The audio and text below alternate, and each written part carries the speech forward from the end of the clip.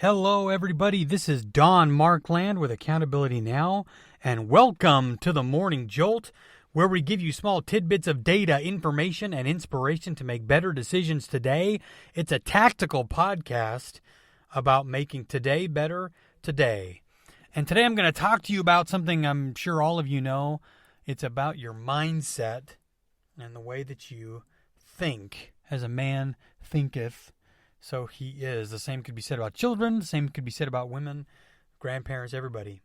And there's four pieces I'm going to talk about. The first is about the fixed versus the growth mindset. And the second is about the abundance versus the scarcity mindset. I'm very fortunate to be working with Mindset Works, which is one of the leading providers of education software for growth mindset, the work done by Carol Dweck. They're an incredible organization, and I've learned a lot about growth mindset, and I want to talk about what that is for those that don't know. Those who hold a fixed mindset, they believe that they're either good or bad at something based on their inherent nature. So, for example, let me think if you've ever said or thought these things. I'm a born leader, or someone's a born leader, or that person, they're just a natural salesperson. Or you're naturally gifted at something. There's no doubt people have natural talents. Everybody has that. But to say that you are good at something and that's it, I'm just always going to be this way, that is a fixed mindset. But the growth mindset thinks differently, that you can develop and build your talents through hard work, good strategies, input from others, continual development over time. Let me tell you a story about my friend, Levi. Levi was just one of the most hardworking and continues to be one of the most hardworking people I've ever known in my life. He's been a blue-collar laborer always. He has not been the most creative, artistic person I've ever known. But later in his life, he wanted to and really found a passion for creating carved artwork in gun stocks, on kind of like log plates and things like that. And when he first started this craft, these were carvings of like deer and trees and things like that. His early art drafts and things like that, I'll be honest, they were terrible. They looked like a 5-year-old's project that you wouldn't even hang on a fridge. They were so ugly. And I remember when he started showing them to me, he's like, "Don, what do you think?" I was trying to be kind and say, "Wow, Levi, this is great." And he's like, "Do you think I could sell these?" And I didn't think he could sell these to somebody who had difficulty seeing. They were so bad. But Levi continued to wake up at 4 a.m. and work on his craft. He did this literally every single morning and practiced and practiced and practiced. And over a year or 2 years, he got so good. He finally showed me his website and the work that he was doing, and the carvings and the artistry that he finally got to the point, they were masterpieces.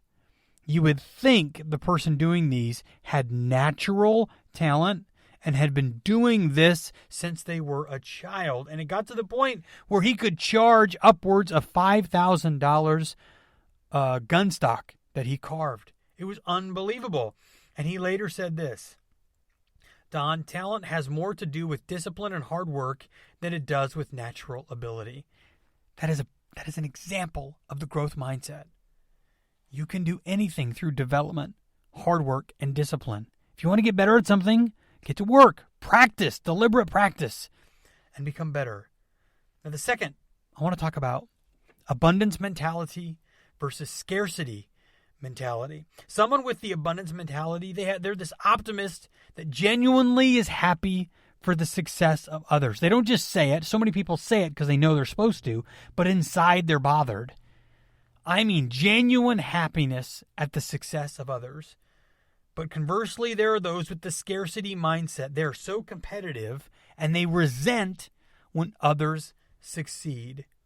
Many times I see people with this win-lose mindset when they see celebrities, sports figures, business leaders who win big contracts or get big, business deals, and they get really frustrated and say things like, "Why do they need all that money? Why do they continue to do well?" Or when they see neighbors who get a boat or get a new car or add on to their house or get a promotion, and they just get frustrated and they resent it, and they get mad, and they do things like count other people's money, or they see their success as a threat to their own. That is the scarcity mentality, and it doesn't do any good. And all it does is create frustration and bitterness in your life. The abundance mentality teaches that there's always enough success to go around.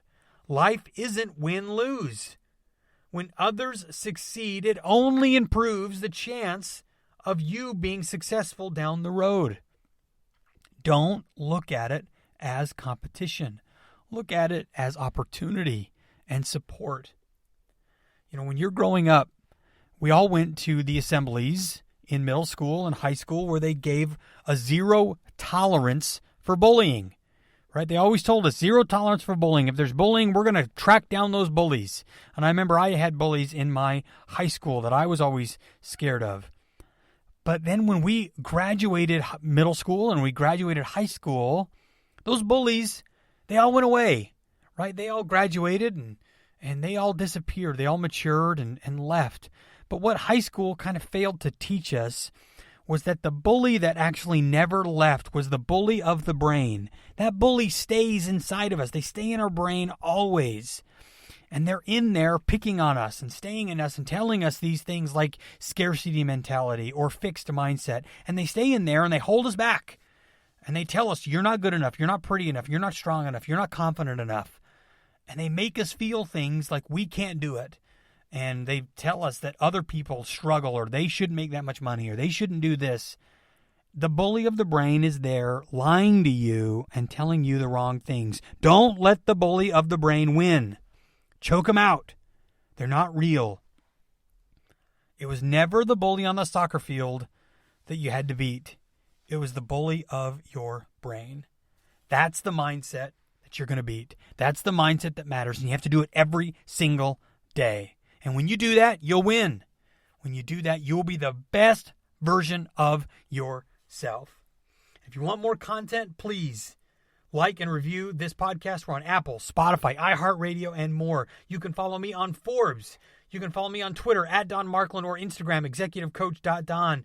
You can go to my website, the4Cs of accountability.com. And as always, check out my company, the greatest digital marketing agency in the world, 411 Locals. And this is your Morning Jolt.